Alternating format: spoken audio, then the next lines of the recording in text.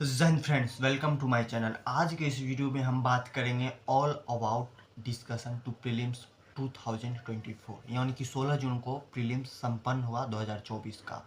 तो इस एग्ज़ाम से हमें क्या सीख लेनी चाहिए और आगे यूपीएससी के रिगार्डिंग अपने प्रिपरेशन को किस स्टेज में लेके जाना चाहिए, जीएस में भी और सीसेट में भी। सर्वप्रथम हम बात कर लेते हैं जीएस को लेके। तो जैसा कि अगले बार की अपेक्षा इस बार प्रश्न थोड़े से हल्के थे, ज़्यादा नहीं, थोड़े से हल्के स्तर के थे। तो बहुत सारे एस्पिरेंट को लगता होगा कि अरे ये तो स्टेट पीसीएस या वन डे एग्ज़ाम जैसा पेपर था, इत्यादि इत्यादि इत्यादि। लेकिन देखिए, ये यूपीएससी है, अनप्रेडिक्टेबल इसके प्रश्न रहते हैं। यानी अगर जो इस बार आसान पूछा है तो अगले बार बहुत कठिन भी पूछ सकता है, या फिर इसी लेवल का, या फिर अगले बार उससे भी आसान। तो इस रिगार्डिंग हम अपने प्रिपरेशन को थोड़ी सी भी ढिलाई या थोड़ी सी भी कड़ाई नहीं कर सकते। जिस स्टेज में आप अपने प्रिपरेशन को लेके जा रहे थे, अर्थात जिस प्रकार आप सिलेबस कवर कर रहे थे, पीवाईक्यू देख रहे थे, टेस्ट सीरीज लगा रहे थे, उसी प्रकार लगाते रहे। ये नहीं कि इस बार प्रश्न थोड़े हल्के आए तो अगले बार और हल्के आएंगे, ये ख्यालों में ना रहे। क्योंकि प्रश्न तो इस बार भी हल्के नहीं थे, बस यही था कि तैयारी थोड़ी इस बार अच्छी थी तो स्टूडेंट को प्रश्न आसान लगे। क्योंकि अगले बार जब वो प्रश्न का स्तर देखे थे तो उन्हें लग रहा था अरे इतना कठिन प्रश्न कैसे पूछ सकता है।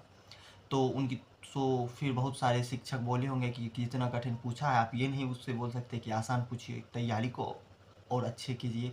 तो आप बेहतरीन तैयारी के साथ गए होंगे तो आपको पेपर आसान लगा। बट जो नॉर्मल तैयारी करके जाते हैं या टाइम पास करते हैं तो उन्हें भी पेपर उतना ही कठिन लगता होगा जितने कि अदर स्टूडेंट जो कि तैयारी ना करने वाले को लगते हैं। और जो पढ़ के गए होंगे उन्हें पेपर उतने ही आसान लगते हैं जितने और स्टूडेंट को लगते हैं।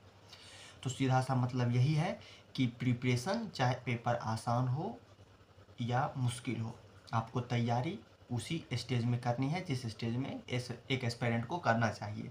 ये नहीं कि स्टेट पीसीएस या वन डे एग्ज़ाम जैसा दो चार प्रश्न आ गए, जैसे कि सेना को लेके था, या फिर किस पार्टी की स्थापना या नेता कौन थे, ये सभी प्रकार के जो जीएस में प्रश्न थे। तो बहुत सारे स्टूडेंट होंगे कि सोचते होंगे अरे धीरे धीरे वन डे एग्ज़ाम जैसा हो जाएगा। वन डे एग्ज़ाम जैसा ये सिर्फ एक वहम है, और ये वहम पालने की कदापि आप गलती ना करें। आप प्रिपरेशन को वही कॉन्सेप्ट वाइज ले और साथ में कुछ फैक्ट्स को भी याद रखें। क्योंकि यूपीएससी ने इस बार जिस प्रकार 2022 के प्रश्न में उसने वो केवल एक सही, केवल दो सही, केवल तीन सही वाला थोड़ा सा दे के अगले बार पूरे उसी से प्रश्न पूछ लिए थे, बिल्कुल उसी प्रकार हो सकता है कि यूपीएससी ये फैक्ट दे के ये जता रही हो कि फैक्ट याद कर लेना, बाकी अगला बार हम फैक्ट पे ज़्यादा फोकस करें। तो आप फैक्ट भी याद करें कॉन्सेप्ट के साथ साथ। तो अब हम बात कर लेते हैं सीसेट के रिगार्डिंग। तो सीसेट एक ऐसा सब्जेक्ट है जो कि क्वालिफाइंग है, अर्थात इसमें आपको 66 नंबर लाने हैं, चाहे आप मैथ सॉल्व करके लाओ, रीजनिंग सॉल्व करके लाओ, या फिर गद्यांश पैसेज सॉल्व करके लाओ। बट सीसेट को आप कभी भी हल्के में ना ले, वो आसान, इजी, मॉडरेट या हार्ड आते रहते हैं, जाते रहते हैं। बट आप सीसेट को आज से, अभी से, इसी वक्त से पर डे टाइम दो। और बिना सीसेट को बेहतरीन टाइम दिए हुए आप सोचोगे कि सीसेट क्वालिफाई हो जाएंगे, तो ऐसा नहीं होता है। सीसेट एक ऐसा पेपर है कि यदि आपको उसमें 66 नंबर लाने हैं, यदि वो आ जाते हैं तो ही आपके जीएस का पेपर की जांच होगी, वरना अन्यथा आपकी जांच भी नहीं होगी। तो क्यों सीसेट में रिस्क लेना? जीएस के लिए तो आप उतना स्ट्रगल करते हो, ये टेस्ट सीरीज़, ये बुक्स, ये रिसोर्सेस, ये फलाना ढिमकाना, इस क्लास के नोट्स। बट सीसेट को आप इग्नोर करते हो, सोचते हो एग्ज़ाम के एक महीने 2 महीने पहले देख लेंगे। नहीं, ये गलती आपको नहीं करनी है। आपको सीसेट को भी उतना तवज्जो देना है जितना तवज्जो आप जीएस को देते हो।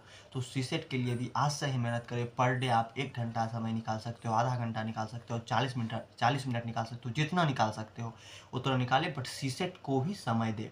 आशा करता हूँ वीडियो आपको पसंद आया होगा। पसंद आएगा तो वीडियो को लाइक कर दीजिएगा, चैनल को सब्सक्राइब कर दीजिएगा। जय हिंद, वंदे मातरम। मिलते हैं अगले वीडियो में।